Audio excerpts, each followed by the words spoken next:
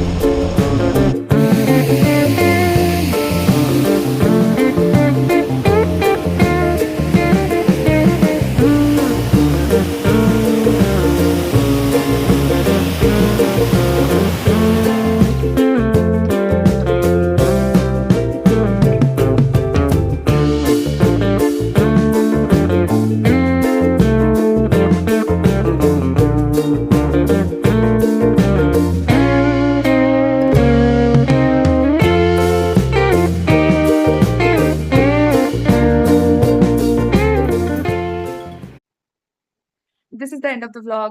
আশা করি আজকের ভ্লগটা ভালো লেগেছে। আজকের ভ্লগটা সত্যিই অন্য দিনের চেয়ে অনেকটাই অন্যরকম। তো বিশেষ কিছু বলার নেই। কারণ যেহেতু এটা মেইনলি ঘুরে বেড়ানোর একটা ভ্লগ ছিল। একটা নতুন জায়গা দেখা। আমি এর আগে এই জায়গাটায় ১-২ বার গেছি। কিন্তু সেটা অনেক আগে। সেটা স্কুল বেলাতে, ছোটবেলাতে বাবার সাথে গেছি কয়েকবার। বাট অনেক বছর পর আবার গেলাম। তো খুব ভালো লেগেছে। এইবার এক্সপেরিয়েন্সটা খুব সুন্দর। তো সব মিলিয়ে আমারও ভালো লেগেছে এবং আশা করি তোমাদেরও খুব ভালো লেগেছে। যদি ভালো লেগে থাকে তাহলে লাইক করে দাও, কমেন্ট করো এবং অবশ্যই, অবশ্যই, অবশ্যই সাবস্ক্রাইব করতে ভুলো না। দেখা হচ্ছে পরের ভিডিওতে। ততদিন সুস্থ থাকো, ভালো থাকো আর দেখতে থাকো। Till then, tata.